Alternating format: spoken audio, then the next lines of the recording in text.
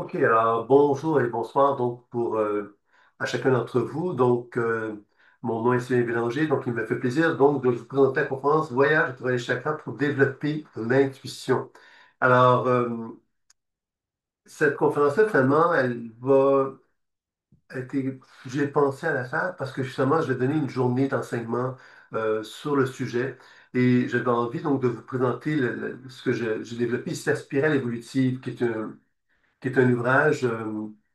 Qui découle de mes observations en tant que thérapeute intuitif depuis plusieurs années et qui a permis donc de créer une grille de lecture. Et cette grille de lecture-là elle permet de regarder l'être humain de plusieurs façons différentes.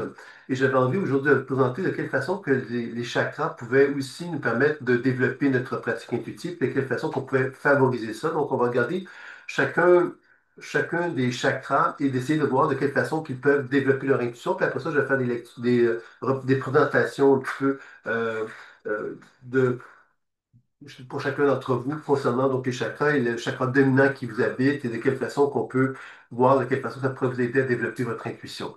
Donc, c'est un petit peu le programme de ce soir. Mais évidemment, c'est des questions d'interrogation ou même des propositions. Ben, vous me le faites, puis on regardera ça tous ensemble, bien sûr. Donc, vous pouvez passer par le chat ou encore par votre micro si vous le souhaitez.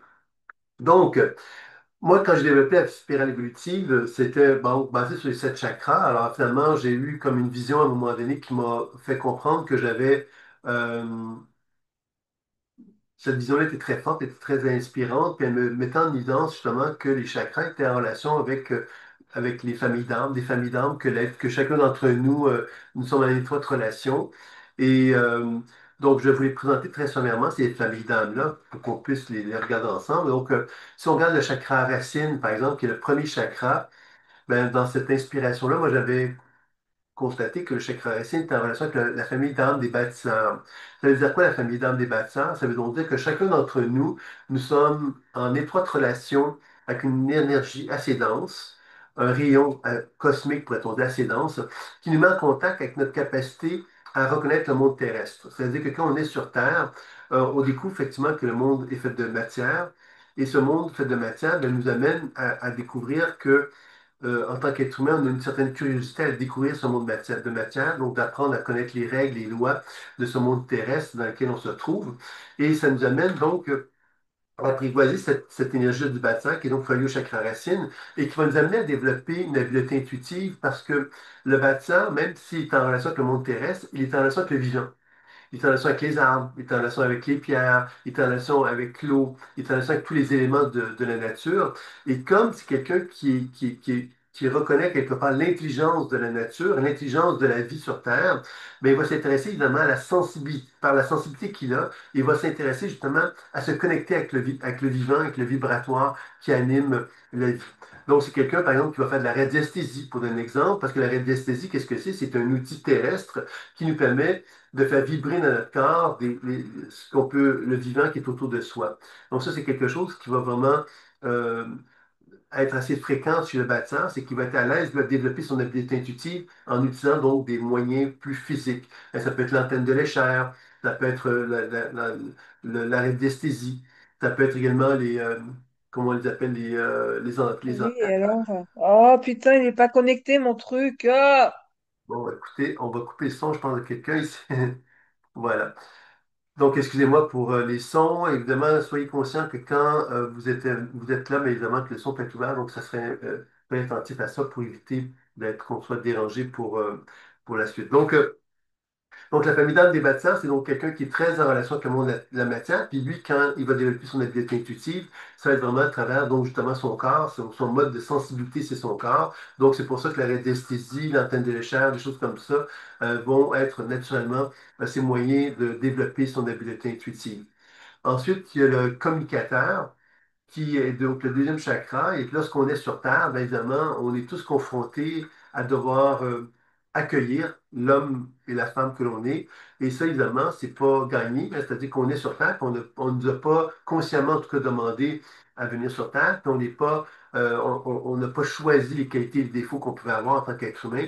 Donc, à mesure qu'on avance dans la vie, on découvre justement le fonctionnement de l'être que nous sommes.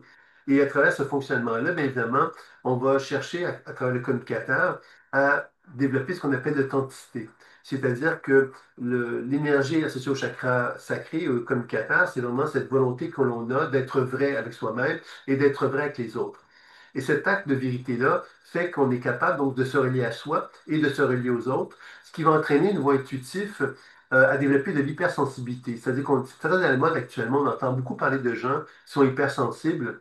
Alors les gens qui sont hypersensibles, qu'est-ce que c'est? Ce sont des gens justement qui ont un chakra sacré qui est hyperactif justement qui les amène à avoir tendance à se connecter avec les autres sans qu'ils le veuillent. C'est-à-dire qu'ils sont, ils sont dans un métro, par exemple, ils sont assis à côté de quelqu'un, puis ils vont capter euh, l'état d'âme de la personne qui est à côté d'eux, même s'ils ne le veulent pas. C'est ça, c'est ce qu'on appelle les hypersensibles. Ce sont les gens qui vont finalement se sentir envahir souvent par l'entourage.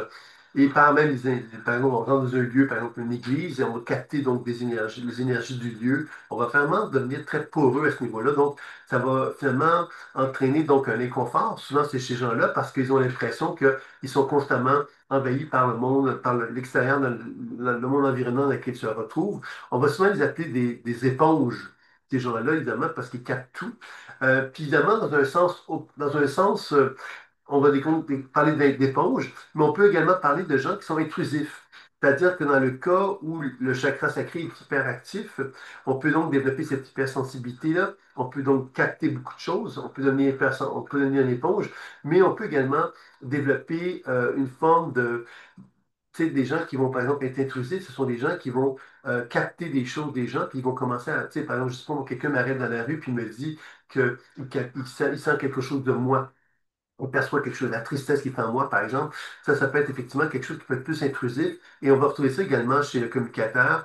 Donc, mais le grand thème du communicateur, c'est donc cette hypersensibilité. Puis pour arriver à apprivoiser euh, cette hypersensibilité, ben, il faut effectivement apprendre à se connaître. Apprendre à se connaître pour comprendre justement que cette hypersensibilité, c'est une façon que l'on a développée pour nous, pour se relier avec notre entourage, puis que si on n'apprivoise pas cette capacité-là, bien évidemment, on va toujours être en être victime. Mais si on l'apprivoise, on peut développer donc des talents pour développer notre habileté intuitive à travers l'apprivoisement de ça. Et c'est pourquoi que la pratique de l'ancrage, par exemple, est une pratique si importante hein, dans la démarche intuitive, puisque dans le cas du communicateur, ça va être une technique qui va être très intéressante pour apprendre à se tenir debout, puis assumer justement l'énergie du chakra sacré qui est une énergie, évidemment, qui nous ramène à l'idée que moi, je suis un individu à part entière et que l'individu qui est devant moi est un individu à part entière. Qu'est-ce qui fait qu'on va devenir hypersensible sans s'en rendre compte, là? C'est qu'on va reconnaître que la connexion que moi j'ai avec cette autre personne-là, quelque part, j'ai pas réussi encore à me dissocier de cette personne-là. Un peu comme quand on est quand on est un enfant et qu'on est en relation avec notre mère ou notre père, bien évidemment, on peut développer des relations fusionnelles avec nos parents. Et ça demande un certain temps pour être capable justement de retrouver une position d'adulte envers nos parents. Et c'est un peu comme ça, c'est ça qui explique aussi comment un individu peut devenir hypersensible tout au long de sa vie. C'est qu'il doit apprendre justement à assumer ce qu'il est et à reconnaître ce que l'autre est sans avoir cette espèce de relation de, tu sais, qu'on dit tomber amoureux, hein, c'est-à-dire cette position où on se sent connecté avec quelqu'un et on n'est pas en mesure d'accepter de se déconnecter de cette personne-là parce qu'on veut tout le temps être connecté avec elle. On veut toujours être en relation avec elle. Et c'est ça qui va souvent expliquer cette hypersensibilité. Et c'est pourquoi, justement, que pour que le communicateur apprivoise mieux cette énergie-là, ben, il va falloir qu'il apprenne à s'assumer davantage et ne pas être tout le temps dans cette relation où il donne trop d'importance à son entourage, par exemple. Il y a des gens, par exemple, je pensais à quelqu'un aujourd'hui que j'ai eu comme client qui m'arrêtait pas de me parler de l'autre. Elle voulait comprendre l'autre, elle voulait savoir comment l'autre fonctionnait, comment l'autre pensait, etc. Alors ça, c'est un exemple justement de quelqu'un qui a développé une forme d'hypersensibilité, puis qui va finalement toujours chercher à s'adapter à quelqu'un d'autre. Donc, elle va toujours se connecter avec la personne pour essayer de la comprendre, puis si elle n'est pas capable de se connecter avec cette autre personne-là, elle s'en inconfort, elle se sent pas à l'aise parce qu'elle a l'impression qu'elle n'arrive pas à être en relation avec cette personne-là. Et justement, dans l'idée du communicateur, c'est d'apprendre à assumer qui on est, c'est de reconnaître nos frontières et reconnaître que l'autre personne a des frontières, puis qu'on n'a pas à pénétrer son univers, on a simplement à s'assumer. Et si on s'assume, ben, on parle avec la personne, puis cette autre personne-là, si elle a des choses à nous communiquer, ben, elle va pouvoir le faire à ce moment-là. Est-ce que c'est clair par rapport à tout ce que je viens de vous dire jusqu'à maintenant? N'hésitez pas si y a des questions, des interrogations concernant ce que je vous parle. Ça va? Donc, ensuite, quand on regarde la troisième famille d'âme, c'est le guerrier, le chakra qui est relié au chakra solaire. Et le guerrier, bien évidemment, c'est le charisme.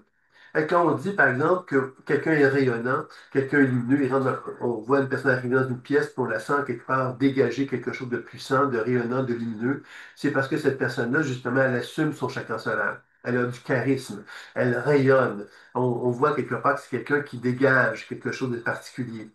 Donc ça, c'est beaucoup relié au chakra solaire. Puis évidemment, quand on regarde notre développement humain, l'être humain qui apprivoise l'énergie du guerrier en lui, mais c'est quelqu'un qui développe du pouvoir, qui comprend quelque part que pour arriver à manifester, à s'incarner dans le monde terrestre, ben, soit qu'on est dominé ou qu'on est dominant en quelque sorte. Donc le guerrier, lui, à quelque part, il rayonne naturellement. Puis c'est pas qu'il va être dominant, mais il va avoir un impact sur les autres. Et les autres, ben, quelque part, ben, vont pouvoir justement développer des relations de collaboration avec lui, dans la mesure justement où celui-là ne va pas tomber dans une position de dominant, de vouloir trop dominer l'extérieur. Quelqu'un qui a du charisme peut chercher très bien à collaborer avec d'autres êtres humains. Il n'est pas obligé de dominer les autres. Et ça, c'est dans une version équilibrée du guerrier, puisqu'il faut savoir évidemment qu'il y a plusieurs états énergétiques qu'on retrouve dans cette famille d'âmes-là. Mais comme aujourd'hui, le thème, c'est plus de regarder de quelle façon que cette famille-là peut développer son intuition, ben, on va donc pas aborder en détail les conditions énergétiques qui sont associées à ça. Mais le guerrier, lui, comme c'est quelqu'un qui a du charisme, c'est quelqu'un qui influence les autres. Et le guerrier, quelquefois, qu'est-ce qu'on va trouver chez lui, c'est qu'on peut donc être quelqu'un qui a du charisme, puis qui a donc une capacité justement à à manifester une certaine forme d'intuition, puis à dégager une certaine forme de puissance. Et il y a un danger à ça. Vous l'avez compris sans doute, puis je vais vous donner des exemples de ça. Les dangers, c'est par exemple ce qu'on appelle Madame Astrale. Tu sais, Madame Astrale, c'est celle qui porte un pentagramme dans le front, un gros pentacle dans le cou, et qui a des lunettes fumées, puis qui a une espèce de, qui est un personnage, en fait. Ce personnage-là, évidemment, pourquoi on a besoin de se mettre dans ce déguisement-là, pourrait-on dire?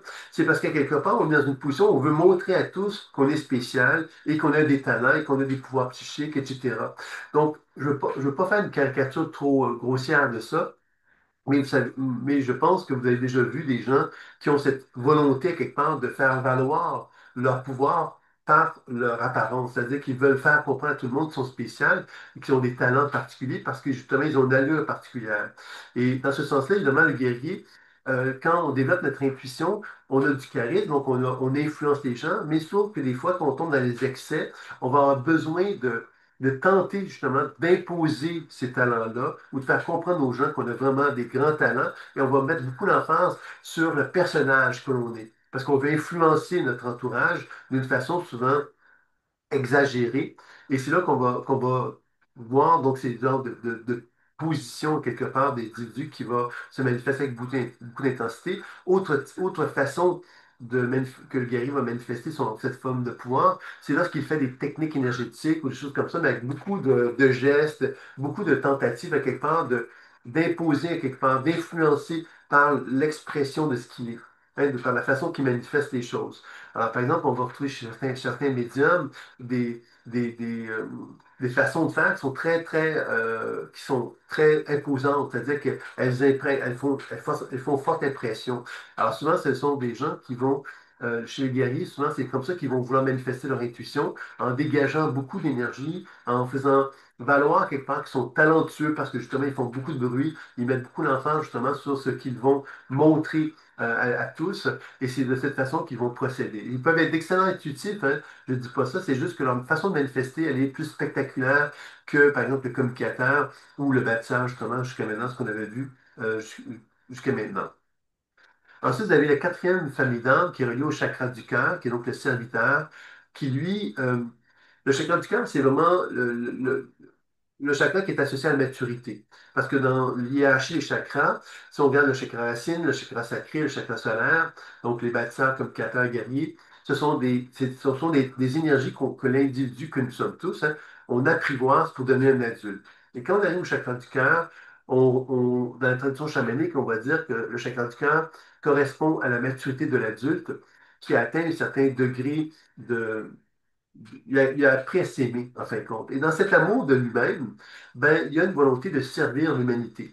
Alors, c'est là que quelqu'un qui va développer une démarche intuitive, dans le cas du serviteur, ben, va être dans une démarche humaniste, c'est-à-dire il veut collaborer avec l'humain, il veut développer une certaine forme d'humanité envers l'humain, donc il va beaucoup être dans l'idée de servir, de soigner, de prendre soin des gens. Donc, c'est un thérapeute intuitif qui va vraiment orienter son attention sur la notion de soin plus particulièrement, et il va aussi chercher à proposer sa plus belle version de lui-même, donc à vouloir être le mieux possible, le plus évolué possible, le plus harmonieux avec lui-même, le plus en harmonie avec les gens. Il y a une recherche à ce niveau-là qui va être effectuée. Donc, c'est ça qu'on va retrouver chez le serviteur. On dit dans la tradition ésotérique que les médiums, pendant un certain laps de temps, beaucoup de médiums travaillent beaucoup au niveau du chakra solaire, parce que quelque part, le chakra solaire est beaucoup plus énergétique et beaucoup plus émotionnel et beaucoup plus relié au pouvoir. Donc, il y a beaucoup de médiums qui vont manifester cette façon de travailler en tant que médium par le biais de manifester un certain pouvoir sur l'entourage, etc. Et on dit souvent que les gens qui sont des soignants, qui sont plus des thérapeutes, vont davantage travailler au niveau du chakra du cœur, comme les guérisseurs, par exemple, parce que le chakra du cœur est plus relié à l'énergie de l'amour universel et que c'est une énergie qui part une conscience plus élevée que celle du plexus solaire. Alors évidemment, ce ne sont pas des règles que je suis en train de vous dire, mais ce sont des choses qu'on entend souvent. Puis évidemment, ça fait partie de l'hiérarchie des chakras. Le chakra du cœur étant plus mature, ben, on est plus capable d'assumer une énergie d'amour, puis une énergie à quelque part de service, tout simplement. Alors que dans le chakra solaire, on peut retrouver des gens qui sont plus dans le pouvoir, puis plus dans le désir, justement, de pouvoir influencer les autres d'une façon qui n'est pas toujours heureuse. OK? Donc, c'est ça quand on rentre dans des salons, dans des foires, par exemple, ésotériques, et qu'on va retrouver beaucoup de gens qui font de la médiumnité, des voyants, des clairvoyants, puis c'est une espèce de foire, là. Vous allez voir qu'évidemment, que dans ces endroits-là, souvent, les intuitifs qui sont là sont des gens, quelque part, qui n'ont pas nécessairement fait un grand travail sur eux-mêmes, qui sont un peu dans l'idée de proposer leur service pour, par exemple, à des niveaux qui ne sont pas nécessairement très évolués. Là. C'est pas ils n'ont pas un désir d'aider les gens à un niveau très élevé. C'est plus comme la personne à quelque part est angoissée. Bon, on va chercher à la réconforter, mais c'est un niveau, comment je dirais, c'est pas un niveau intuitif très, très développé.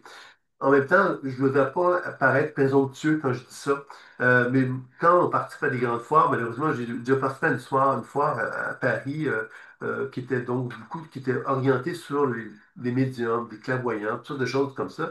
Et j'avais été ébahi de voir comment les gens qui étaient là, c'était des gens ils demandaient donc de l'argent à des clients, mais beaucoup d'entre eux n'avaient pas d'habileté intuitive plus qu'il fallait. Il y avait une personne qui m'avait fait une démonstration, entre autres, puis j'avais été surpris de voir comment elle avait peu à dire, puis c'était pas vraiment très riche. Donc, c'est là qu'on parle à quelque part que dans l'intuition, évidemment, on peut utiliser le pouvoir, on peut influencer les gens.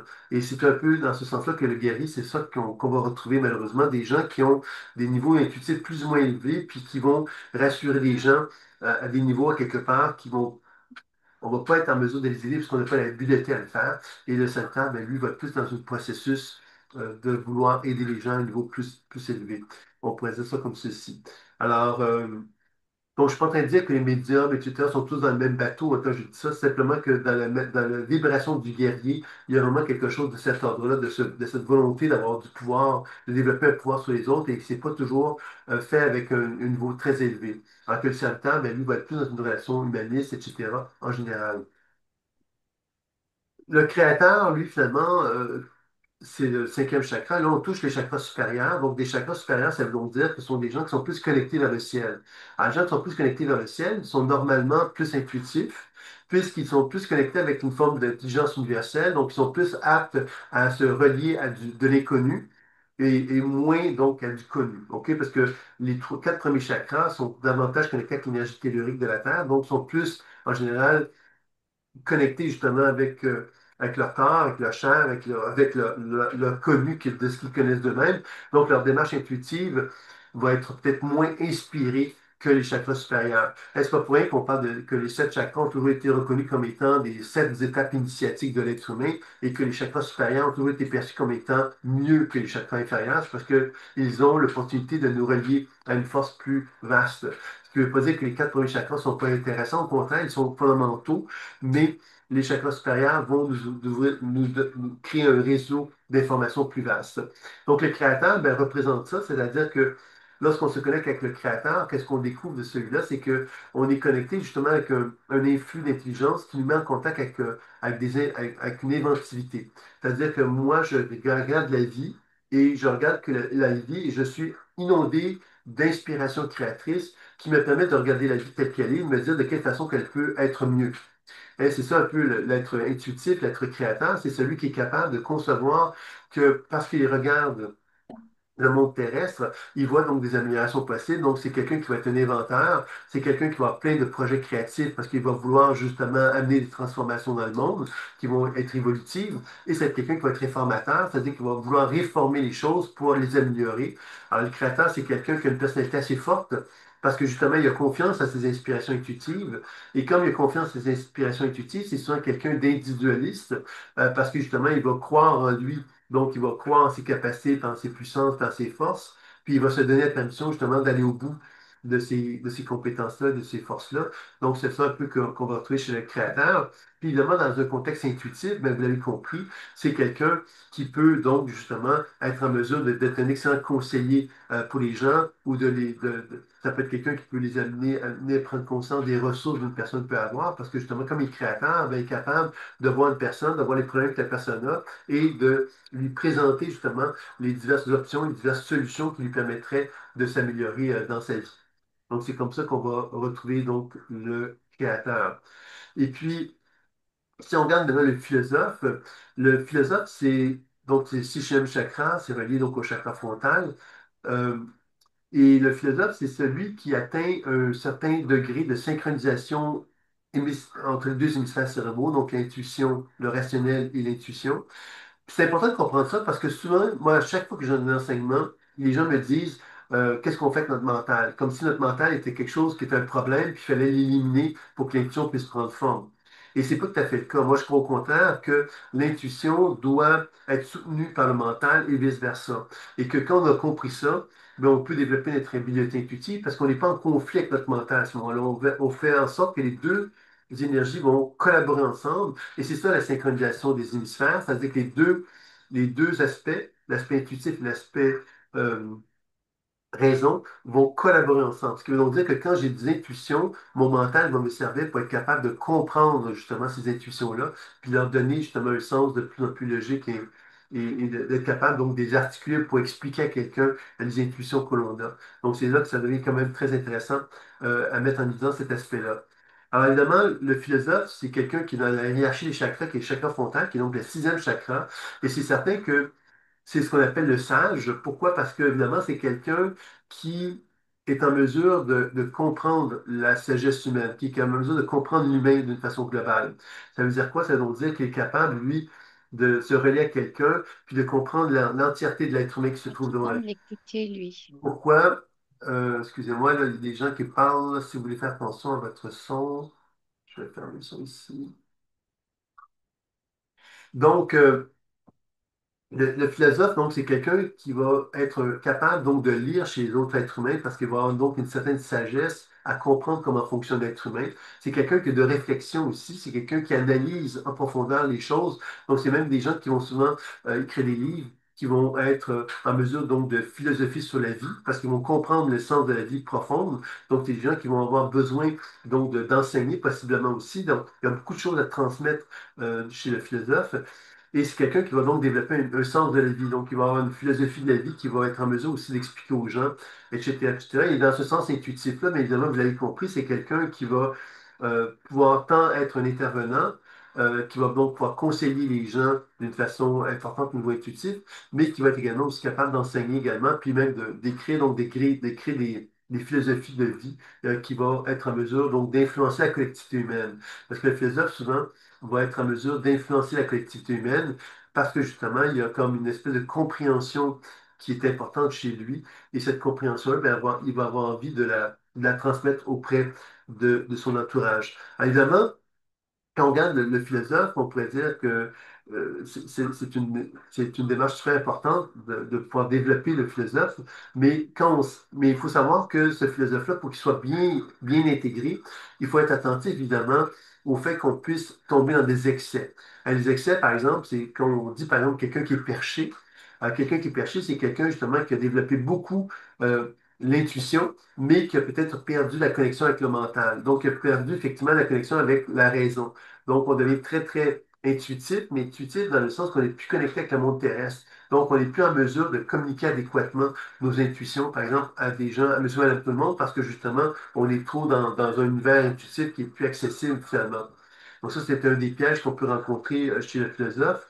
Et donc, ça, c'est un petit peu pour ça par rapport au philosophe. Et ensuite, le spirituel, qui lui est le septième chakra. Donc, c'est le chakra le plus, on pourrait dire, le plus accompli. Mais il faut comprendre que quand on parle de chakra, on doit comprendre toujours que les sept chakras font partie, sont indissociables. C'est-à-dire que les sept chakras sont des degrés d'évolution chez l'être humain et que chacun d'entre nous devons apprivoiser chacun de ces chakras-là. Donc, quand on parle d'une démarche intuitive, on pourrait dire que la démarche intuitive ultime, c'est d'apprivoiser chacun de ces chakras-là pour être capable de développer une sensibilité envers chacun de ces aspects-là. Et, euh, et le spirituel, bien évidemment, la particularité de celui-ci, c'est que lui, il accomplit un chemin de vie. Chemin de vie. C'est-à-dire qu'il y a un sentiment d'accomplissement. Et quand on a un sentiment d'accomplissement, ben, on n'a plus le désir, justement, de, on n'a plus besoin, on n'a plus rien à prouver sur Terre. Et quand on n'a plus rien à prouver sur Terre, c'est-à-dire qu'on valorise à ce moment-là le monde spirituel de façon encore plus importante, et en le valorisant, ben, ça va nous amener justement à avoir ce sentiment quelque part qu'on est comme déposé sur Terre, mais en même temps connecté avec le ciel, et on va dégager quelque chose de particulier. Quand je dis dégager quelque chose de particulier, c'est que les gens vont vouloir être avec moi parce que je dégage un sentiment de paix, je dégage un sentiment d'harmonie, je dégage un sentiment quelque part d'équilibre. Les gens se sentent bien avec moi, alors que moi, je fais rien de spécial, je leur fais pas de discours, je suis pas en train de faire même d'être intuitif. Je suis simplement dans une position quelque part de sérénité. Alors, vous voyez que là, c'est pas intellectuel, ça se passe pas au niveau intellectuel à ce moment-là. C'est vraiment plus dans une démarche euh, intuitive à ce moment-là qui est effectuée à ce moment-là. Donc, est-ce que vous me suivez par rapport à ça? Est-ce que vous avez des commentaires ou des questions que vous aimeriez me faire part par rapport à ça? Donc, si on vit que le spirituel, bien évidemment, dans les excès du spirituel, évidemment, il y a toujours la même chose, c'est qu'on retrouve beaucoup dans l'histoire du monde, hein, que les spirituels sont des gens, quelque part, qui sont connectés avec le ciel, ils ont un sentiment d'accomplissement, mais évidemment, il y a toujours des risques de sombrer dans ce qu'on pourrait appeler à quelque part le sectarisme, c'est-à-dire de s'imaginer à quelque part qu'on est le bon Dieu, puis qu'on n'a plus besoin on ne reconnaît plus à quelque part les lois divines, on s'approprie ces lois divines, en s'appropriant l'idée qu'on est finalement, qu'on est le bon Dieu. C'est un des risques, quelque part, qu'on retrouve dans l'histoire humaine. On a vu ça souvent, des gens qui ont perdu à quelque part connexion avec leur spiritualité parce qu'ils sont bien dans l'ego. Et les forces de l'ego, ben, font effectivement qu'on peut des fois se retrouver dans une position où on peut avoir une pensée de plus en plus sectaire, de plus en plus fermée, et dans lequel on cherche à dominer notre collectivité parce qu'on se croit supérieur, puis on se croit en mesure donc d'amener ces gens-là dans une certaine direction. C'est quelque chose qu'on va retrouver également comme des pièges qu'on va retrouver chez le spirituel. Est-ce que vous avez des questions sur cette première étape de la conférence? Oui, Louise. Oui, Sylvain, j'aimerais savoir, pour la personne qui est plus ancrée dans le sectarisme concernant l'ego et tout, euh, puis c'est pas nous autres, mettons, est-ce qu'il y a un moyen de faire voir cette perception-là à l'autre sans la choquer? Ben, ça va nous amener peut-être dans la deuxième partie de la conférence dans laquelle on va plus aborder justement euh, l'idée de, l'idée de comment on peut arriver justement à euh, explorer à quelque part comment fonctionnent les hiérarchies des chakras, puis de comprendre effectivement qu'est-ce qui arrive dans une situation ou une perturbation. Mais pour répondre à ta question, c'est une question quelque part. euh, quand une personne, souvent, qu'est-ce qui va arriver avec le spirituel, c'est que la blessure qui va le toucher, c'est l'injustice spirituelle. Alors lui, il va avoir l'impression que Dieu, le bon Dieu, a été injuste avec lui. Et dans ce sens-là, il va avoir donc une rébellion envers Dieu. Et c'est cette rébellion-là qui va entraîner justement cette volonté à lui de se croire finalement un peu comme un être divin, et dans lequel il va rejeter Dieu, puis il va dire à sa collectivité, ben, quelque part, je suis Dieu. Et c'est là, évidemment, que ce processus va prendre forme. Donc, comment peut-on éviter ça? Mais c'est certain que la personne doit être en mesure, hein, quelque part, d'accueillir la possibilité, effectivement, qu'elle soit en train de subordonnés. Puis le problème avec ça, c'est souvent les gens ne sont pas en mesure de le faire. Quand ils sont prisonniers de ça, ils sont prisonniers dans le pouvoir, ils sont prisonniers dans la volonté quelque part de se protéger de leur souffrance, hein, parce que quand ils se disent euh, qui sont Dieu, c'est parce que quelque part, ils ont une souffrance justement d'avoir pas été reconnus comme ils l'auraient souhaité par Dieu. Donc, une espèce de situation de douleur, de souffrance. Donc, pour arriver à les amener à faire un changement, mais il faut effectivement qu'ils soient capables d'accueillir cette idée-là. Puis c'est ça, c'est pas trop facile, bien sûr. Mais on va le voir dans la deuxième partie de la conférence, comment ça pourrait être fait d'un point de vue plus intuitif. Ça va? Merci, Sylvain. Il y a Joanne qui me pose aussi parfois difficulté à comprendre le sens, le pourquoi de certaines institutions. Si je comprends bien, c'est à cause mentale. Que faire dans ces cas pour équilibrer le mental et l'intuition pour qu'ils collaborent ensemble? Ben, tu sais, le langage intuitif, c'est un langage, à quelque part, qui repose sur, dans un premier temps, sur un mode de communication qui repose sur trois modes de communication. C'est les images. Les images vont se manifester à nous. Il y a des sensations qui peuvent se manifester à nous, puis il y a des mots qu'on peut entendre ou des phrases ou autre chose comme ça. Alors, selon le mode de communication avec lequel on est plus à l'aise, c'est les trois modes de communication qui vont s'exprimer. Puis, à travers la démarche que moi j'ai développée, la pleine conscience intuitive, on apprend évidemment à travers ces trois perceptions, ces trois modes de communication à échanger, c'est-à-dire à décrire ce qu'on voit, entend et ressent, questionner, s'adresser à ces perceptions-là pour être capable justement de les faire parler qu'elle nous parle. Ensuite, on va chercher à déprogrammer. Déprogrammer, c'est de donner aux énergies ce dont elles ont besoin pour se libérer. Puis ensuite, il y a le soin. Alors ça, c'est vraiment, là, je reviens sur ces bases-là, parce que je pense que Jeanne, tu les connais, mais je reviens sur ces bases-là pour bien faire valoir justement que dans la démarche intuitive, euh, il y a une démarche qui va faire qu'on va s'assurer le plus possible d'aller au bout de favoriser le développement du langage intuitif. Parce que le langage intuitif, comme une langue, ben, si on n'a pas la grammaire de la langue, ben, on peut des fois être limité à ce niveau-là. Donc ça, c'est des techniques qui vont nous aider à faire parler la langue intuitive pour nous aider justement à se familiariser avec un vocabulaire plus élaboré. L'autre chose que je dirais, c'est le livre Découvrir notre spirale évolutive. C'est un livre que j'ai écrit. Pourquoi j'ai écrit, c'est l'une des raisons, c'est parce que je me suis dit que le problème de mes étudiants quand j'enseigne, c'est qu'ils ont une difficulté à développer le langage intuitif. C'est-à-dire qu'ils ont la difficulté à élargir le point de vue parce qu'ils sont limités, parce qu'ils ont un langage pauvre. Alors, quand j'ai écrit ces livres-là, c'était pour justement donner un langage plus riche, parce qu'évidemment, dans le livre, on présente les sept chakras, mais on présente 56 états de conscience principaux qu'on trouve chez l'être humain. On parle du domaine de vie. Donc, ça ouvre les portes à ça ouvre plein de portes dans notre démarche intuitive. On ouvre la porte à plein de façons de poser un regard sur l'être humain que l'on est ou sur l'être humain sur lequel on fait l'écoute. Donc, ça augmente notre capacité de comprendre l'être humain. Et c'est pour cette raison-là que c'est une des raisons pourquoi j'avais écrit ce livre-là, pour permettre le langage intuitif.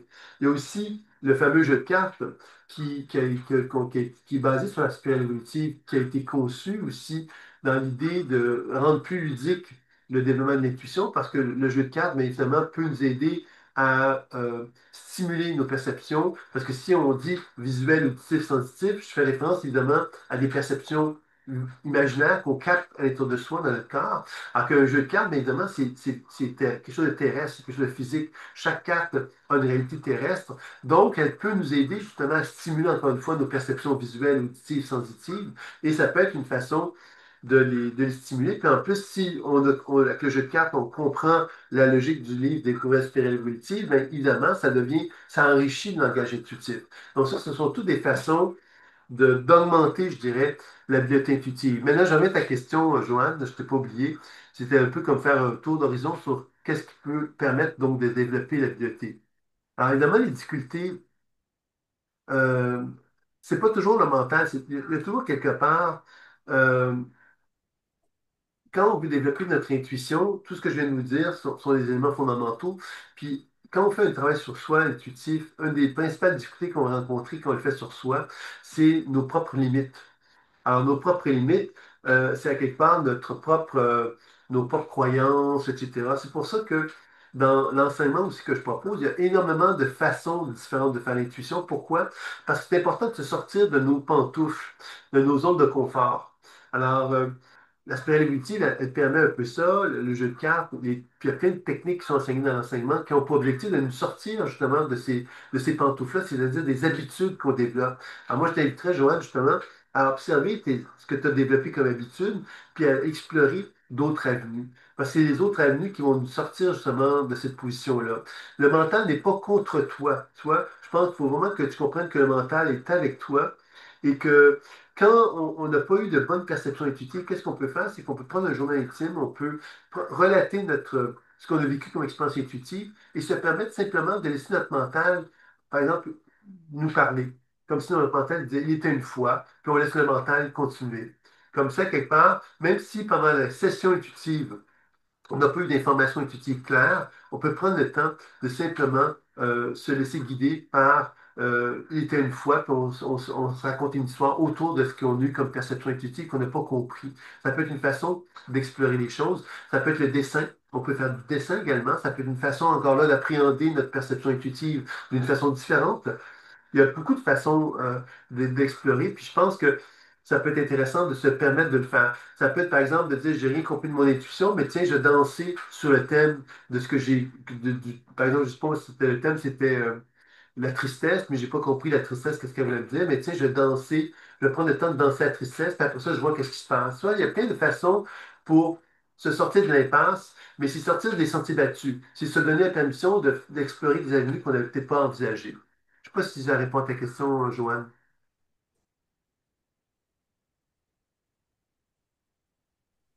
Ouais, ouais. OK, merci. Donc, on va maintenant passer à la deuxième étape.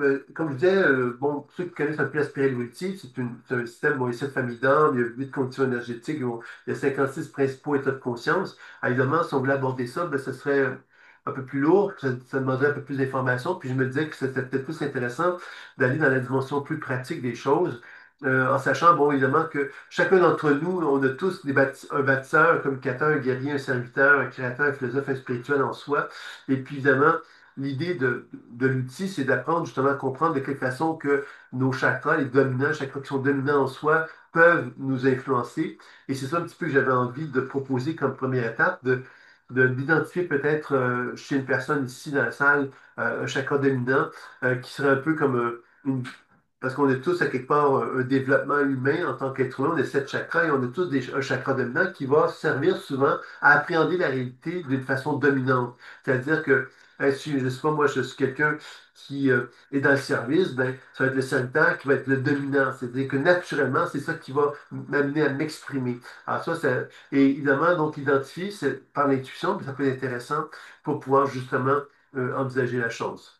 Donc, est-ce qu'il y a quelqu'un qui aurait envie que je fasse l'expérience avec la personne en question?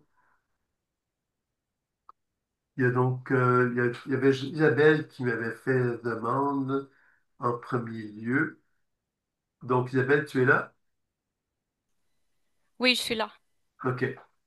Donc, je vais t'expliquer un peu comment on fait l'exercice. Alors, évidemment, je vais simplement prendre le temps de faire, ça va être très simple, c'est de faire un mouvement ascendant et descendant dans tes chakras, puis de voir quel est le chakra qui ressort. Quel est le chakra qui ressort, c'est-à-dire celui qui est dominant. Et à partir du moment qu'on perçoit le chakra dominant, ben, je vais te dire qu'est-ce que je perçois de lui, et on va procéder comme ça. Ça te convient? Parfaitement. OK.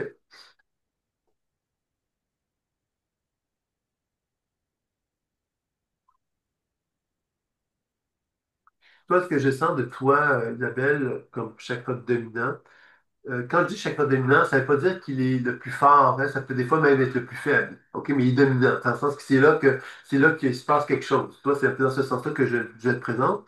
Et dans ton cas, c'est le chakra de la gorge. Et le chakra de la gorge, tantôt, j'ai dit que c'était associé au créateur, tu vois.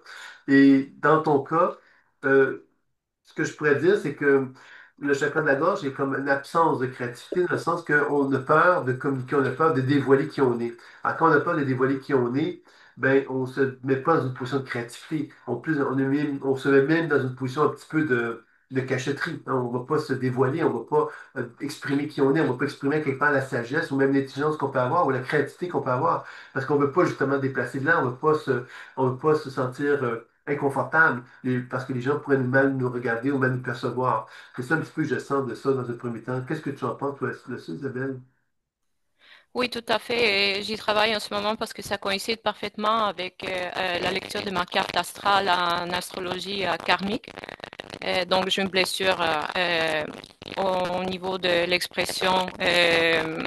C'est-à-dire, ma voix a été comme éteinte par le passé. J'y crois profondément parce que c'est ça. C'est ce que vous lisez en ce moment. Je dirais que c'est ça. Et disons que comment on pourrait dire ça? Je teste mes espaces où je me permets d'être, mais je pourrais pas dire que je suis avec majuscule partout. Ça masque. Mais je sais parfaitement que que mon domaine c'est la communication.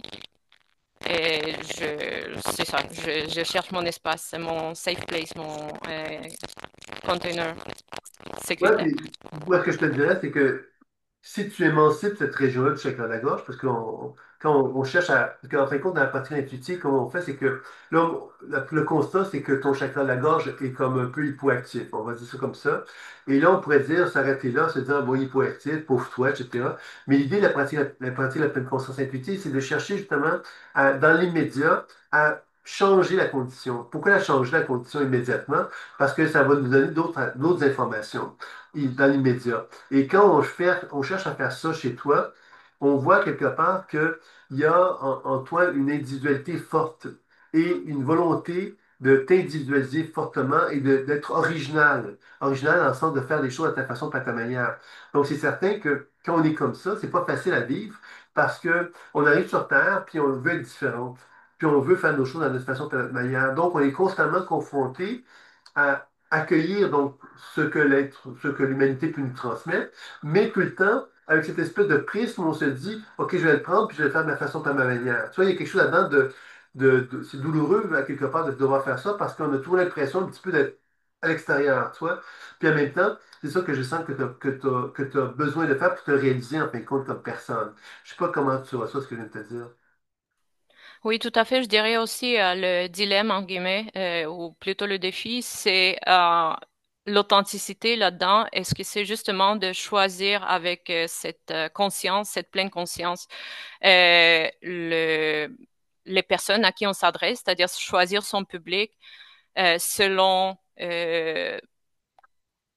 leur capacité à me recevoir, disons, par rapport à ce que moi j'ai à partager mes dons et talents individuels, ou bien peu importe si livrer mon message et s'il y a des gens qui suivent, c'est-à-dire par synchronicité, ça va juste se produire, ou bien, c'est-à-dire ça va résonner pour les gens pour qui il faut que ça résonne, et je dois juste apprendre à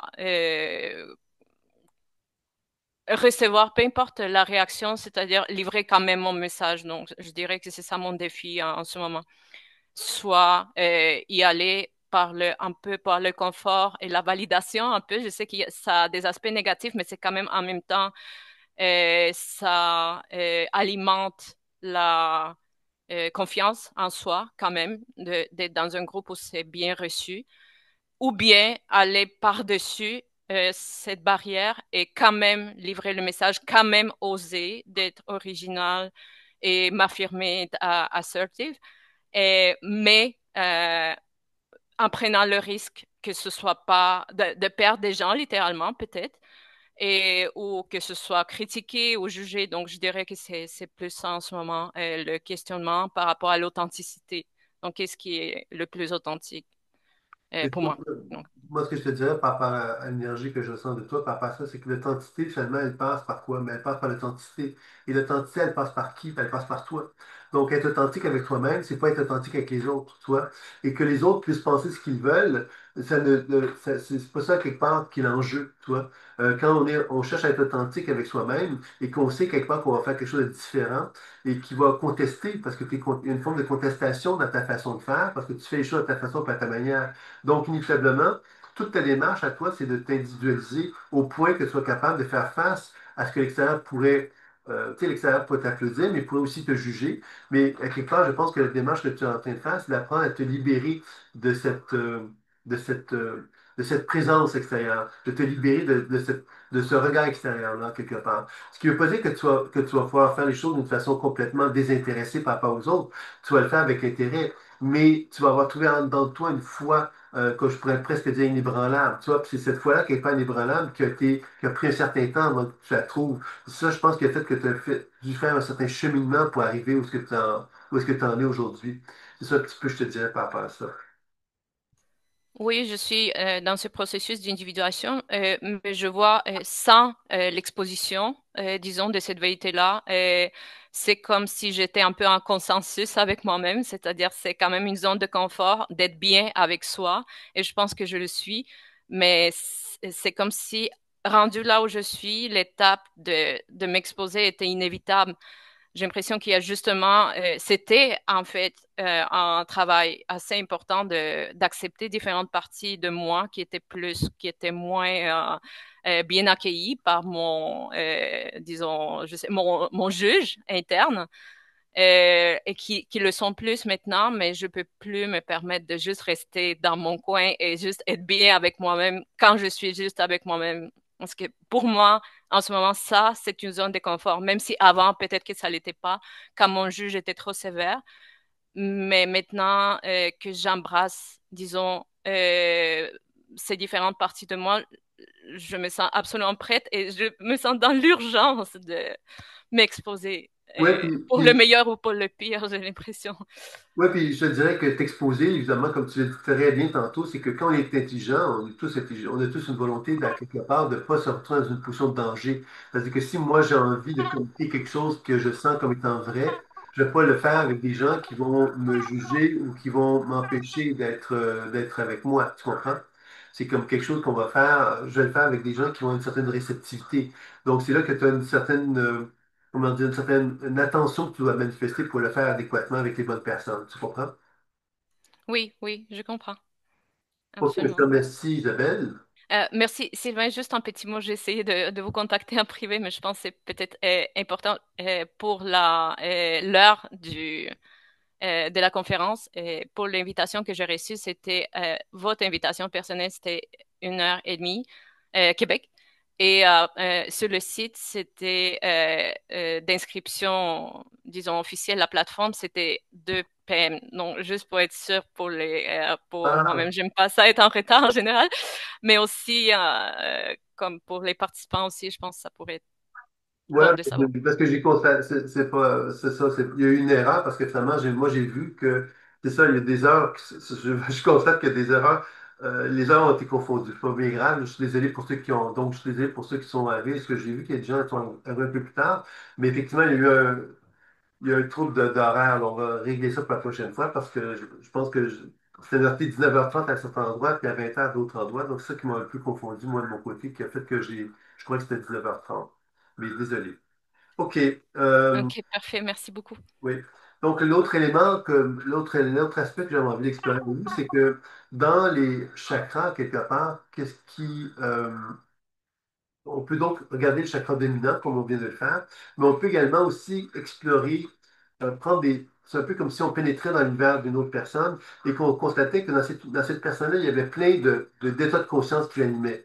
Des états de conscience qui animent, qui concernent son enfance, qui concernent sa vie relationnelle, qui concerne sa vie professionnelle, qui concerne le domaine financier, qui concerne la santé, qui concerne la spiritualité. En fin de compte, qui concerne à quelque part l'ensemble qui animent l'être humain que nous sommes. Et dans la spiritualité, quand je dis qu'il y avait 56 principaux états de conscience, mais ces états de conscience-là, quelque part, c'est que moi, en tant qu'être humain, je suis constamment animé par des énergies, quelque part, qui sont pas en total accord avec moi, mais qui font partie de moi et qui, quelquefois, vont dominer qui je suis. C'est-à-dire que, par exemple, dans une situation particulière, c'est mon enfant intérieur qui va s'imposer à moi, qui va prendre toute la place. Dans d'autres circonstances, c'est ma dynamique relationnelle qui va prendre toute la place, et ainsi de suite. Donc, vous comprenez que ça veut donc dire que dans ces secteurs-là, selon que moi j'ai des blessures émotionnelles qui ont été vécues dans l'un ou l'autre de ces secteurs-là, ça veut donc dire que quand ces secteurs-là vont être mis en place, si j'ai pas résolu les problématiques émotionnelles qui sont associées à cela, bien évidemment, elles vont se réactualiser puis elles vont m'empêcher de m'épanouir à ce moment-là. Alors, c'est ça un peu que que j'avais envie peut-être d'explorer avec vous. Ça veut donc dire finalement qu'en l'état de moi, ben, j'ai un chakra dominant, mais j'ai également plein de dimensions quelque part dans lesquelles il y a des. C'est comme des dossiers que je traîne avec moi. Puis ces dossiers-là peuvent toucher l'aspect de l'enfance, mon enfant intérieur, ma vie relationnelle, ma vie professionnelle, mon domaine financier, la santé, la spiritualité. Ça implique évidemment plein aussi de façons que moi j'ai de me manifester dans le monde terrestre, hein. Par exemple, je peux être un colérique, je peux être un insomniaque, je peux être un dépressif. Vous voyez, ce sont des états de conscience qui vont se manifester à moi, qui vont refléter une facette de moi, mais qui ne représentent pas qui je suis complètement. Ce ne sont simplement que des expressions de qui je suis, qui sont motivées par des blessures qui sont en moi. Et c'est ça un petit peu que j'avais envie d'explorer avec vous. Donc, il y a peut-être quelqu'un qui a envie qu'on explore un des domaines de vie. Donc, si quelqu'un le souhaite, elle peut se manifester. Donc, c'est Joanne Gingras qui se manifeste. Ah, Joanne Gingras, c'est bien, c'est Joanne, que je sais pas, je ne veux pas me tromper. Donc, OK. Alors, Oui, Joanne, oui, oui. oui, C'est parce que je pense que je suis ouverte à deux places. Il faudrait que je ferme à une place. OK, OK, c'est bon. Donc, est-ce que tu avais un domaine de vie que tu aurais voulu qu'on explore? Ben, moi, ce que j'aimerais, ben, en fait, c'est que les ateliers qu'on a fait dernièrement, j'ai cheminé beaucoup avec ça. Autant la première, surtout la deuxième, puis la troisième, avec mettons, le passé, le futur, puis je sais pas, voir qu'est-ce que tu vois par rapport à ça, là. J'ai beaucoup aimé travailler sur les relations, puis ça m'a amené comme beaucoup de réponses, puis beaucoup de questionnements aussi. Mais le bout, j'ai fait un bout, puis je sais pas si tu vois quelque chose par Donc, c'est rapport le à ça. domaine relationnel qui t'intéresse, c'est ça? C'est le domaine Oui, relationnel que tu aimerais voir? OK. oui.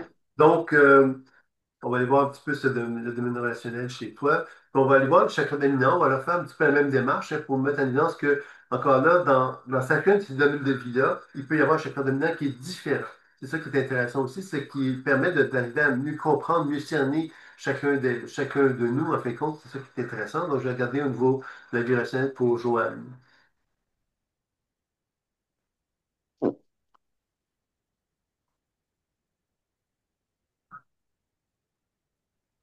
Toi, ce qui ressort, Joanne, de ce domaine, ce qui ressort, c'est le chakra, le philosophe, qui est le chakra frontal. Mais il y a en même temps, il y a quelque chose de particulier, c'est qu'il y a une espèce d'agitation avec la gorge, avec le créateur. Tu vois, il y a quelque chose de, il y a une intensité.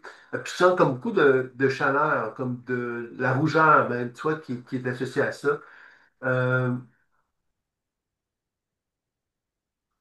tu sais, c'est un peu comme la notion de, tu sais, un peu comme quelqu'un qui veut beaucoup réussir. Toi, je vais dire ça comme ça, qui veut beaucoup réussir, c'est-à-dire que dans un contexte de vie relationnelle, ben, c'est un peu comme si on voulait prendre des bouchées doubles pour parvenir à atteindre un certain degré d'équilibre, d'évolution, de cheminement, pour qu'on soit être la mieux possible, qu'on soit la plus parfaite possible. Tu vois, quelque chose de cet ordre-là, je sens comme une intensité à ce niveau-là qui est, à mon sens, à moi, qui est trop grande, tu vois.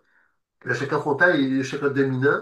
Puis, ce que je sens de lui, c'est qu'il y a une volonté d'analyse, de compréhension, de volonté, quelque part, tu sais, qu'on veut être la mieux possible, donc on se regarde dans le miroir, puis on veut travailler sur cette image de soi intérieur, extérieur. Il y a quelque chose là-dedans, d'intense là-dedans. Puis, j'ai l'impression que, moi, ce que j'ai envie de te dire, c'est que tu es belle telle que tu es. C'est-à-dire que être belle telle que l'on est, c'est peut-être finalement se dire, bon, ben, peut-être que j'ai moins à me travailler pour être la mieux possible. Peut-être que je peux juste accueillir qui je suis, tu vois. Puis accueillir qui je suis, mais c'est de me rendre compte à quelque part que, en dedans de moi, au niveau même de la gorge, il y a une femme qui a énormément besoin de communiquer. Puis quand on a besoin de communiquer avec quelqu'un, ben, la meilleure façon de communiquer avec quelqu'un, c'est de communiquer avec lui. C'est pas de travailler sur notre communication intérieure, savoir qu'est-ce qu'il faudrait dire, qu'est-ce que je devrais dire, comment je devrais le dire. Non, c'est de communiquer avec la personne, puis la personne va nous le dire, elle, si la communication est correcte ou elle n'est pas. Puis j'ai l'impression qu'il y a quelque chose là-dedans qui ferait que ce serait plus libre, plus fluide. Je sais pas comment tu reçois ça, Joanne. Hmm. Ouais, ça me parle beaucoup. Tu sens Ouais. cette exigence-là, moi, c'est ça que je sens beaucoup comme quelque chose de très exigeant que tu as dans toi à ce niveau-là. Ouais, c'est un côté perfectionniste que j'ai toujours eu, que je pensais que je m'étais améliorée. Je pense que je suis moins pire sur des parties, puis d'autres, peut-être que je suis encore plus assez perfectionniste, puis je m'en rendais pas compte. Puis de communiquer, ouais, des fois je le fais, c'est difficile, puis d'autres fois, je réussis pas. Il y a comme des fois un blocage que je Mhm. réussis pas à parler à la personne. Mais tu vois, si on regarde la notion de dominance, tu sais, je t'ai parlé que le chakra frontal est le chakra dominant, mais quand on regarde au niveau de l'équilibre maintenant, pour équilibrer ta vie relationnelle, on a besoin de descendre au niveau du chakra du bâtisseur, tu vois. Le bâtisseur, finalement, qu'est-ce que c'est? C'est la personne terre à terre. Tu sais, la personne terre à terre, ben, elle, pour être capable de développer une relation avec quelqu'un, ben, il faut être terre à terre, mais on tend la main à quelqu'un, la personne nous tend la main, on développe quelque chose avec cette autre personne-là. Et c'est quelque chose un peu qu'on pourrait presque dire comme naturel. C'est comme on développe quelque chose, puis ça se construit tout seul, puis il y a quelque chose d'harmonieux, il y a quelque chose d'équilibré, il n'y a pas quelque chose de compliqué, tu vois. Puis j'ai l'impression que cette facilité-là n'est pas naturelle pour toi. Puis je vais m'expliquer en te le disant. C'est facile pour toi de te complexifier parce que ta sensibilité fait que tu souhaites être en harmonie avec toi, puis tu souhaites en harmonie avec l'autre, et c'est ça qui rend la complexité, c'est que on pourrait se dire, ah ben je suis bien, ça s'arrête là. Mais toi, tu vas dire, ok, je suis bien, mais est-ce que je pourrais être mieux, puis l'autre, comment elle se sent, puis c'est là que la complexité, c'est comme une espèce de position où on cherche tout le temps mieux, tu vois. Comme ça, on ne prenait pas le temps de s'asseoir, puis dire, ok, c'est super, je suis tellement content, tu vois, je suis tellement content, je suis bien. Tu sais, ça s'arrêterait là. On n'aurait pas besoin de transformer quelque chose. Tu comprends ce que je veux dire ou pas? OK. Moi, puis non, c'est comme, moi, c'est vrai que j'ai toujours comme le goût de m'améliorer, comme d'évoluer. Puis j'ai l'impression qu'il faut toujours que je travaille sur moi. Mhm. Si je comprends bien, je pourrais comme juste savourer ce qui est déjà là, puis je suis pas obligée de toujours Exact. me mettre comme des affaires trop hautes, là. Ben, moi, c'est ce que je perçois. Puis aussi, c'est qu'un nouveau relationnel, quelque part, ben, tu sais, quand t'es avec la bonne personne, t'es pas obligé, quelque part, de te complexifier l'existence. Quand t'es avec une bonne personne, ben, t'es juste bien avec. Tu vis quelque chose de le fun, tu vis des beaux moments, tu cultives ces beaux moments-là, t'apprécies, tu sais. C'est quand ça se fait bien, une relation, ben, on n'a pas besoin de la complexifier. La complexifier, c'est quand on n'arrive pas justement à trouver une bonne zone d'échange avec l'autre personne, mais on cherche à quelque part comment on pourrait arriver à mieux faire, puis etc. Et là, ça devient compliqué, puis la relation devient moins fluide aussi, toi. Et j'ai l'impression que chez toi, il y a, je pense que tu as accepté justement cette notion que tu as envie, toi, c'est la facilité. Donc, une relation facile, c'est ça que tu devrais viser, et non pas une relation complexe. Ouais. C'est ce que je vis, mais je pense que c'est mes fausses croyances ou les anciens patterns des fois, comment je dirais, ça refait comme surface, puis peut-être que j'ai comme une crainte de reproduire ça encore, puis j'ai l'impression que je retravaille encore là-dessus. Je sais pas si c'est clair ce que je dis, là. Ouais, ouais, je comprends, je comprends.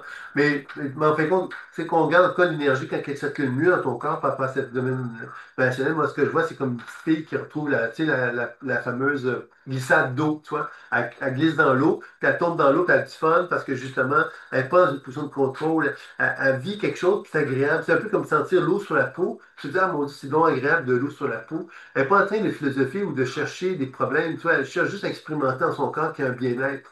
Et j'ai l'impression que il y a quelque chose de cet ordre-là. On dirait que chez toi, il y a, il y a la honte du bien-être corporel. Tu sais, quand on dit, par exemple, ah, j'ai du plaisir à avoir de l'eau sur mon corps, ben, on pourrait dire c'est super. Mais quand on est moralement, on a l'impression que moralement, c'est pas correct. On pourrait se dire, mon Dieu, j'ai honte parce que l'eau, elle me fait plaisir sur mon corps. Tu sais, j'ai le sentiment que c'est honteux, que c'est pas correct. Et j'ai l'impression que c'est ça un peu que je sens, c'est comme l'expérience du plaisir. C'est sans doute pour toi à explorer justement cette expérience du plaisir non interdit, tu sais, de te permettre de vivre le plaisir d'une façon fluide et harmonieuse. Tu comprends ce que je veux dire? Ah mon Dieu, ça me parle vraiment beaucoup ce que tu viens de dire là. Ouf, ouais, OK, OK, ouais, ouais, je viens de comprendre quelque chose.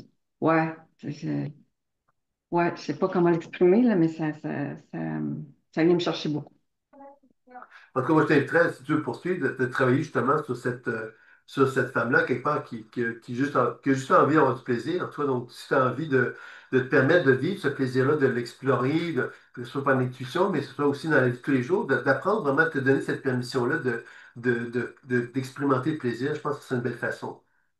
Ouais. Puis je réalise que souvent je le fais. Puis quand que je le fais, mon Dieu, que la vie est belle, puis c'est comme si, mon Dieu, mais qu'est-ce que tu veux de plus, là? C'est tellement bien, là, tu sais.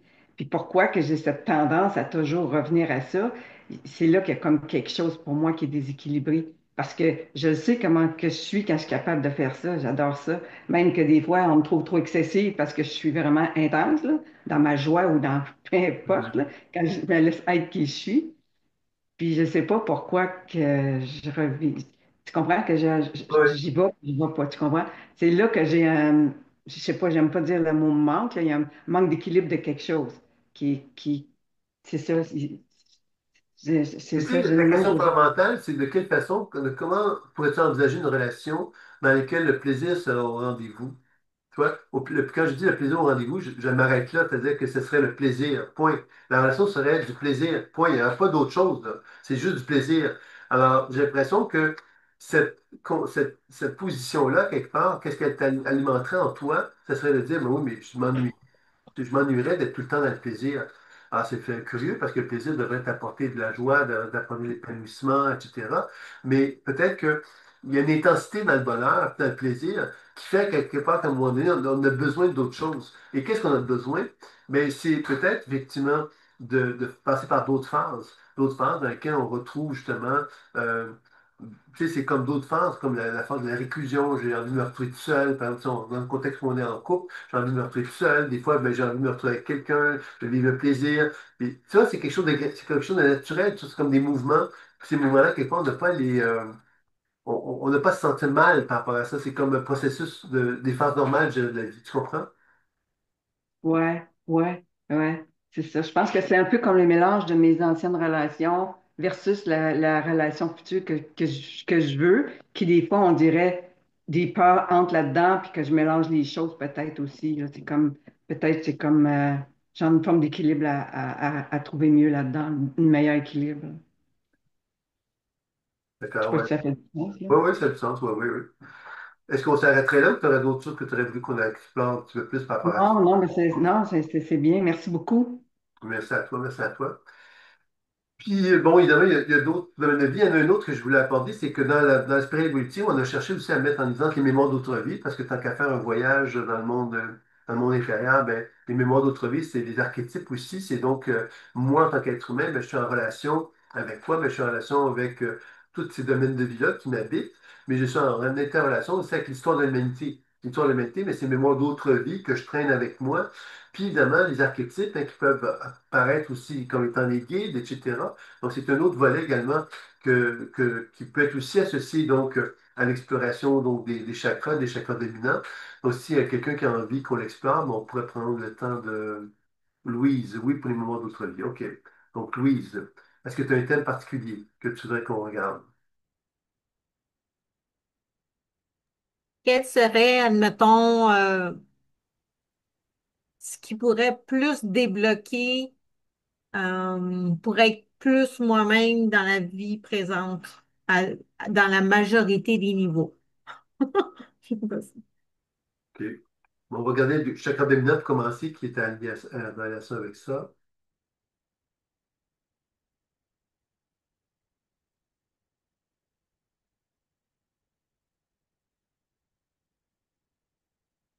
Ça, c'est le chakra racine qui ressort. Ça, puis quand on regarde les archétypes et les mémoires d'autres vies associés à au chakra racine, euh, tu sais, moi, je parlais dans un premier temps de mémoire d'autres vies. Euh, je vais dire ça de façon caricaturale, dire comme ça. C'est comme pour moi, c'est des mémoires d'indigènes. Puis d'indigènes, quelque part, qui cherchent à vivre en harmonie avec la nature et qui refusent toute forme de progression ou d'évolution. C'est-à-dire qu'ils c'est un peu comme ils vivent sur une île, par exemple, il fait super chaud, il fait super beau, tout est merveilleux, ils ont des fruits, ils ont des légumes, il y a la mer, ils n'ont rien de besoin quelque part d'autre que ça. Tu sais, pour être heureux, on pourrait dire ça comme ça. Puis, à quelque part, ce qu'on sent de ça, c'est que ces gens-là, quelque part, refusent. Hein, c'est comme si on leur proposait de voir leur vie évoluer, de cheminer, de s'épanouir dans un modernisme, par exemple. Puis, eux, à quelque part, refusent parce qu'effectivement, ils sont comme bien où comment ils fonctionnent, puis comment ils sont. Ils n'ont pas besoin de plus que ça, tu vois. Et ce que je sens de ça, c'est que ça fait comme une explosion dans ton chakra racine. Et l'explosion, ben, C'est comme une question existentielle. Tu sais, la question existentielle, c'est pourquoi, par exemple, ben, pourquoi je devrais faire ça? Pourquoi je devrais faire ça? Pourquoi je devrais faire ça? Pourquoi je devrais faire ça? Tu sais, comme un peu comme la personne qui remet en question le sens de la vie parce que quelque part, à l'origine de la vie, j'étais bien, moi, j'étais bien, j'avais rien besoin d'autre plus que ce que j'avais besoin. Là, j'avais tout ce qu'il fallait. Pourquoi j'ai suis obligé, quelque part, on m'oblige d'une certaine façon à devoir faire plein de choses que j'ai pas envie de faire parce que moi, j'étais bien au départ. Ça, c'est un peu comme, tu sais, on dit qu'on est sur Terre, ben, quelque part, on peut se sentir bien. Hein, au début, en tout cas, on est dans le ventre de notre mère, on peut sentir une certaine forme de sentiment de sécurité, de confiance. Puis à quelque part, on se rend compte finalement que la vie, ben, elle nous impose plein de choses plates puis qu'on n'a peut-être pas envie parce que justement, on aurait envie de retrouver quelque part cet Éden, là, tu sais, ce paradis perdu. Je sais pas si tu me suis par rapport à ça. Oui, énormément. Oui. Puis la question que tu m'as posée, c'était concernant, donc tu me disais de quelle façon tu pourrais. C'était quoi ta question? Ben, quelle mémoire antérieure ou mémoire karmique ou qu'est-ce que tangiblement je pourrais faire pour me concentrer dessus, pour essayer d'améliorer, pour que je puisse vivre la meilleure vie que je puisse vivre dans le moment présent.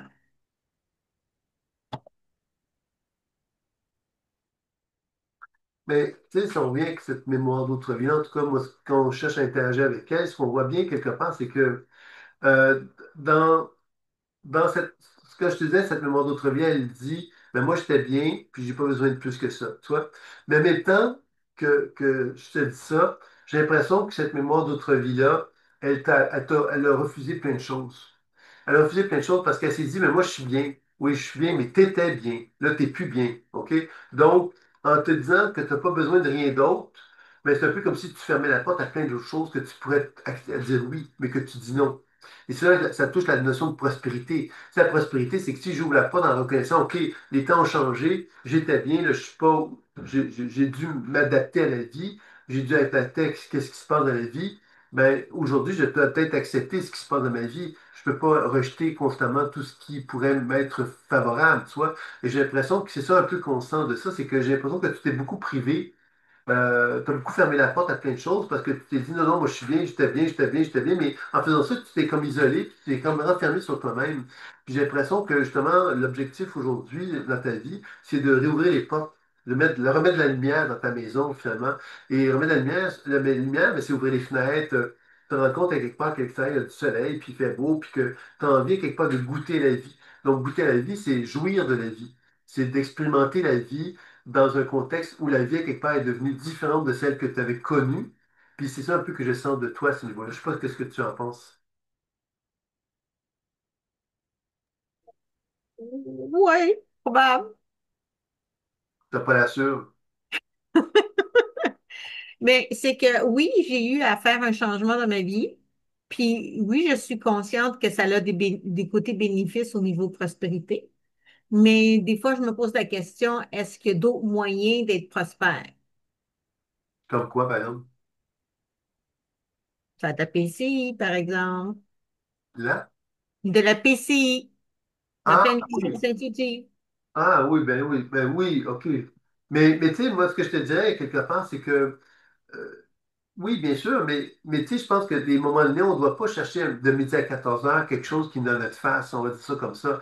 Si je vais dire ça comme ça, si c'est comme si un gâteau t'est mis sur le bout du nez, puis que tu te dis, ah, mais j'ai faim, puis j'aimerais ça manger un dessert, puis tu as un gâteau sur le bout du nez, ben, à mon avis, tu vas peut-être le manger, le gâteau, tu vas peut-être profiter du fait que le gâteau te soit offert pour profiter de ce gâteau-là. Puis j'ai l'impression que c'est ça un peu, c'est qu'il y a du snob, je dis ça de façon exagérée, hein, sans vouloir te vexer, il y a du snobisme là-dedans. Tu sais, le snobisme de la fille, à quelque part, qui, oui, mais le gâteau, il n'est pas rose, il est blanc, puis moi, je voulais qu'il soit rose. Ça, c'est ça un peu le snobisme. Là, je fais des caricatures en te disant ça, hein. Mais il y a quelque chose chez toi qui est assez rigoureux, puis qui veut, quelque part, les choses, mais pas n'importe comment. Puis comme tu veux pas n'importe comment, ben, tu te fermes les portes, tu fermes les portes, mais non, ça, j'en veux pas parce que c'est pas rose, puis ça, c'est pas ça, puis ça, c'est pas ça non plus. Tu vois, il y a quelque chose là-dedans de, un peu comme de fermé, finalement. Tu comprends? Oui, il y a un côté capricieux de mon côté qui a besoin d'être moins capricieux. Oui, parce que je pense que, tu sais, jouir de la vie, ça revient à l'indigène. L'indigène, à quelque part, lui, quand il disait qu'il avait tout besoin de ce qu'il y a, il y a rien qui manquait. Pourquoi il disait ça? Mais parce il y avait une forme d'abondance qui accueillait. Il accueillait la nature, il accueillait la vie qui était là, puis il était tellement heureux. Puis je pense que toi, mais ce qui est arrivé, c'est que en te retrouvant dans une situation où tu as perdu un peu cette connexion avec la nature telle que tu la vivais à ce moment-là avec ce personnage-là, mais tu t'es comme fermé la porte à plein de choses parce que tu dis, oui, mais ça, c'est pas ça que je veux, ça, c'est pas ça que je veux, c'est pas ça que je veux. Alors, tu as fermé beaucoup de portes et j'ai l'impression qu'aujourd'hui, tu es dans un processus de réouvrir les portes et de faire la paix avec la vie. Faire la paix avec la vie, c'est de reconnaître quelque part, oui, c'est vrai que la vie a changé, mais si je fais la paix avec elle, peut-être que la vie va m'apporter quelque chose de très favorable et très satisfaisant aussi, tu comprends? Je comprends bien. Je te remercie beaucoup, Sylvain. Moi, je te remercie. Donc, est-ce qu'il y a d'autres... est-ce qu'on y va avec une dernière personne? Excuse-moi, on devrait terminer à moins quart. Est-ce que, on peut peut-être faire une dernière personne, est-ce qu'il y a quelqu'un qui voudrait encore qu'on fasse une petite écoute là-dessus, sur les domaines de vie ou sur les archétypes? Est-ce qu'il y a quelqu'un qui se présente? Sinon, je vais conclure tout simplement. Bon, les personnes qui se présentent comme telles. Oui, Isabelle. Mais Isabelle, t'as déjà passé, toi, il me semble, non? Oui, tout à fait. Je voulais quand même poser une question, mais s'il n'y a pas de temps, il n'y a pas de S'il temps. n'y a personne d'autre, est-ce qu'il y a quelqu'un d'autre qui aimerait? Comme par exemple, je vais aller vers Lucille qui avait passé un petit peu avant. Ben voilà, Lucille, voilà, OK. Donc, as-tu un thème, Lucille, que tu voudrais qu'on garde? Je mets ça Euh, en hein, c'est juste pour bonsoir, avoir vous l'impression. m'entendez? Pardon, Est-ce excuse-moi. que, est-ce que vous m'entendez? Oui, Oui, ok, d'accord. Euh, il y a beaucoup de thèmes qu'il y aurait à voir, je pense. En ce moment, tout est flou, mais je pense que le côté professionnel serait assez prioritaire OK. euh, oui, pour essayer de retrouver une certaine direction, on va dire. Mais tu vois, quand on regarde au niveau de l'acte des chakras, la première chose qu'on sent chez toi, euh, il y a plusieurs chakras impliqués. Donc, c'est pas un chakra qui ressort clairement. Il y en a plusieurs. Pour moi, c'est le chakra sacré, chakra solaire, chakra du cœur qui sont comme dans des état de tension, tu vois. Et tu sais, ça touche pour moi la femme versus la fille, tu vois. La fille, quelque part, c'est celle qui est impressionnée, est impressionnable. Il y a des gens qui sont plus grands qu'elle, il y a des gens qui sont plus forts qu'elle, qui sont plus dominants qu'elle, je ne sais quoi, qui se manifestent envers elle, puis qui a l'impression, elle a l'impression d'être toute petite à côté de ces gens-là. Mais ce qui fait que elle peut pas prendre sa place là-dedans. C'est comme ça, elle ne trouvait pas sa place parce qu'elle était tout le temps, euh, tu sais, comme quelqu'un qui est transparente. Elle est trop petite, on la voit pas. Elle parle pas assez fort, tu vois, quelque chose de cet ordre-là. Et que quand on voit l'épanouissement possible qui pourrait se faire dans ces trois chakras-là, mais là, c'est là qu'on voit la femme. Et la femme, ben, c'est quelqu'un qui a besoin de se faire confiance et qui a besoin de prendre sa place. Puis prendre sa place, je l'exagère en disant comme ça, mais prendre sa place, ça sous-entend, non pas écraser les autres, c'est pas l'objectif, mais prendre sa place, ça sous-entend de prendre la place. Donc, si on prend sa place, ben, il y a des gens qui vont devoir se tasser autour de soi, là. Tu sais, on est obligé de reconnaître cette réalité-là. Ça fait partie de la vie que si je prends ma place, ben, quelqu'un à côté de moi qui aura pas cette place-là. Tu comprends? Je sais pas si tu me suis par Mm. rapport à ça. Oui, oui, oui, je comprends, ouais. Ouais. J'ai tendance à temporiser toujours les choses, enfin régulièrement. Mm. Ouais, puis je pense que c'est là quelque part qu'on sent que peut-être ton chakra sacré, solaire, puis cœur, c'est trois chakras qui sont un petit peu inhibés. Puis ça met en évidence à quelque part combien il y a une souffrance, on va dire ça de façon exagérée, mais il y a une forme de souffrance en dedans de toi. Parce que justement, un peu comme un enfant qui a appris à quelque part à se faire, là j'exagère en disant comme ça, il y a un enfant qui a appris à quelque part à être dominé. Il a appris à quelque part à se soumettre. Il a appris à être docile. Il a appris, bon, pour la paix, hein, pas pour rien qu'il faisait ça, c'est parce qu'il voulait avoir la paix, il voulait trouver un certain équilibre, il voulait trouver une certaine harmonie. Donc, il a accepté, lui, de se mettre dans cette position-là. Et je pense que dans ton cheminement actuel, tu es en train de reconnaître qu'il existe une femme et que cette femme-là, quelque part, ben, elle est plus capable de faire ça parce que ça lui fait trop mal, en fin de compte. C'est trop douloureux. Donc, ça touche pas juste l'aspect professionnel, c'est certain que tous les secteurs de ta vie doivent être touchés par cette façon que tu as de te garder un peu comme, tu sais, comme recroquevillé sur toi-même. Tu comprends ce que je veux dire ou pas? Oui, il y a eu des petites coupures, alors j'ai pas tout entendu, mais ouais, ouais. J'ai entendu l'essentiel, je pense. OK, Oui. OK. Ah oui, je pense que ça se répercute sur beaucoup de points, effectivement. Et c'est quelque chose que j'avais dépassé à un moment de ma vie. C'est assez étrange parce que j'ai la sensation que ça a été présent, ensuite que ça s'est dispersé, que j'ai pu prendre ma place, et là que je me retrouve à nouveau en fait avec cette même difficulté. Ouais, mais ce que je pense que pour que ça puisse se dissoudre en quelque part, cette dynamique-là, ça demande de ta part à toi une forme de. Tu sais, c'est comme quand on parle d'accompagnement. Tu sais, l'accompagnement, c'est se retrouver dans une position où on accepte de prendre notre place. Puis prendre notre place, c'est quelquefois, effectivement, se confronter à d'autres. Puis c'est ça, quelque part, pourquoi ça revient, c'est que j'ai l'impression que pour toi, la confrontation est quelque chose qui t'a évité.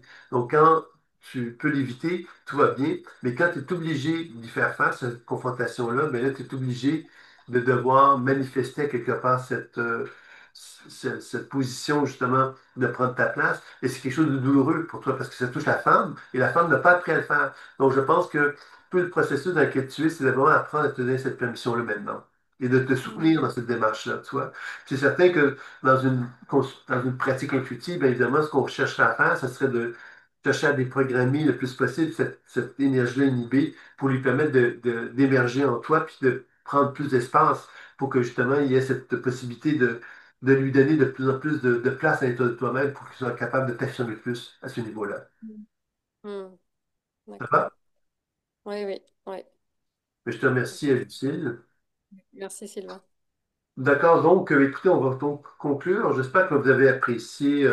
S'il y a des questions, évidemment, des commentaires, mais vous pouvez toujours le faire avant qu'on termine. Euh, Si vous avez aimé cette conférence-là, évidemment, vous avez compris que donc un jeu de cartes puis un livre qui sur la spirale évolutive.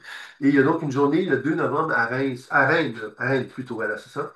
Dans laquelle c'est une des rares journées où je vais que ça peut être une des premières fois que je vais enseigner une journée avec le jeu de cartes et le livre Découvrir la spirale évolutive, qui va vous permettre donc de découvrir de quelle façon il est possible de développer votre intuition avec ces outils-là.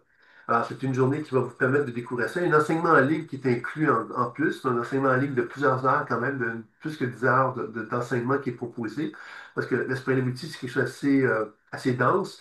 Donc, vous avez le livre, vous avez le jeu de cartes, vous avez cet enseignement-là en ligne, puis vous avez donc cette journée d'enseignement-là, et le prix, c'est 150 euros incluant tout ça, donc c'est un prix quand même vraiment avantageux. Ça a une valeur de plus que 350 euros le tout. Alors, si ça vous intéresse, c'est une journée qui va donc avoir lieu à Rennes le 2 novembre. Si vous êtes invité, si ça vous intéresse à le faire. Puis évidemment, pour ceux qui seraient intéressés, il y a un enseignement en ligne qui existe aussi, qui peut être suivi d'une façon parallèle à ça, qui vaut à peu près 150 euros ou dollars. Bon, donc c'est des choses qui sont disponible pour vous. Donc, est-ce qu'il y a des questions maintenant pour la finale? Donc, merci à toi, Joanne, et merci à tous les autres. Donc, il y aura deux autres conférences en ligne qui vont avoir lieu. Donc, une le 21 octobre sur le rajeunissement et auto-guérison. Alors, c'est un atelier qui va vous présenter justement de quelle façon que l'intuition peut nous aider justement à demeurer à rester jeune, en fin de compte, et on va voir que les recherches scientifiques actuellement nous permettent de mieux en mieux comprendre de quelle façon qu'on peut favoriser le rajeunissement et aussi l'auto-guérison, évidemment, de quelle façon qu'on peut favoriser la santé aussi. Ces deux éléments qui vont être importants, qui vont être proposés. Donc, le 21 octobre, une conférence en ligne. Il va être suivi par une journée également d'enseignement le 8 novembre à Bougnais, qui est près de Nantes, là, dans lequel vous allez découvrir de quelle façon il est possible de travailler là-dessus. Puis il y aura également un enseignement en ligne qui va être en plus proposé également. Donc, vous avez enseignement en ligne et enseignement présentiel qui sont combinés. Donc, c'est quand même quelque chose d'intéressant. Et le 30 octobre, il y aura une autre conférence en ligne qui sera sur le se libérer du passé, créer son futur. Il y aura donc une journée d'enseignement également le 9 novembre à Bougnay, près de Nantes aussi, qui seront présentées également pour ceux qui seront donc intéressés. Donc, si ça vous intéresse, bien évidemment, vous allez recevoir des invitations pour les deux conférences en ligne. Évidemment, il y a des conférences également en présentiel que je donne dans toute la région de la Bretagne. Si vous êtes intéressé, vous allez voir sur le site de Jaune Turquoise ou vous communiquez avec moi et je pourrais vous donner les dates et tout ça. Donc, il y a plusieurs conférences. Il y a un salon que je fais à Nantes aussi le 9, 10 et non pas le 9, le 10, 11, 12 octobre. Donc, c'est très bientôt. Je vais donner trois conférences pour l'occasion. Donc, si ça vous intéresse de venir me saluer à Nantes au salon, mais ça me fera également plaisir de le faire. Et je fais des consultations également durant toute la période du mois de novembre, du mois d'octobre. à Nantes, non, à Redon, à Redon, ah là là, à Redon, qui est une petite ville, donc, dans la région tout près de Nantes aussi. Donc, ça vous intéresse. Et comme Nantes, à quelque part, comme cette région-là, euh, mon organisateur m'a demandé de faire un prix spécial pour les consultations. Ben, vous avez l'occasion d'avoir un prix très spécial. On vous paye moins cher que des gens qui font les consultations en ligne avec moi. C'est 75 € pour une heure pour les consultations en présentiel à Redon. Donc, profitez-en si ça vous intéresse.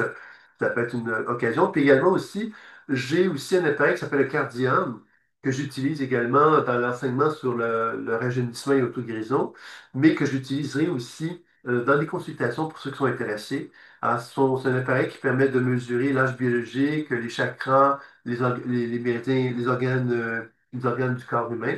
Il y a un avant et après, donc c'est un appareil qui permet de mesurer ça. Donc, si ça vous intéresse, ça sera également disponible lors des consultations en redonde. Donc, si ça vous dit, ben, vous pouvez me le faire savoir, puis je pourrais vous expliquer en quoi ça consiste et de quelle façon ça peut prendre forme.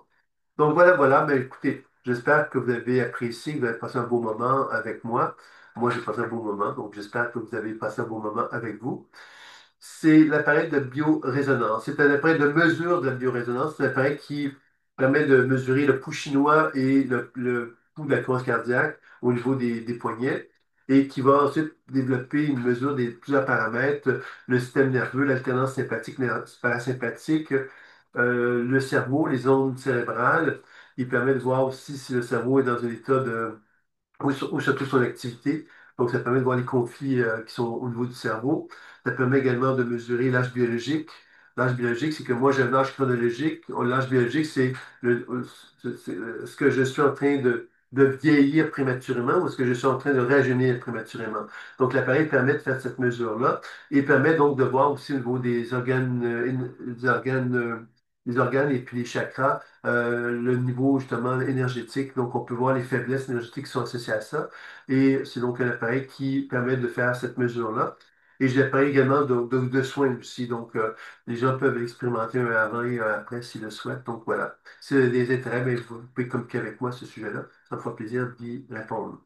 Donc, je vais vous souhaiter une belle fin de soirée. Et puis, je vous envoie, donc, vous allez recevoir le replay de la conférence. Et puis, évidemment, vous allez avoir d'autres invitations, si ça vous dit, pour participer à d'autres événements comme celui-là. Comme j'ai déjà dit, il y en aura deux autres très bientôt. Merci à toi, Lucille. Merci à toi, Christelle. Et merci à tous et chacun d'entre vous. Je vous souhaite une belle fin de soirée et je vous dis à très bientôt pour une prochaine fois. Au revoir.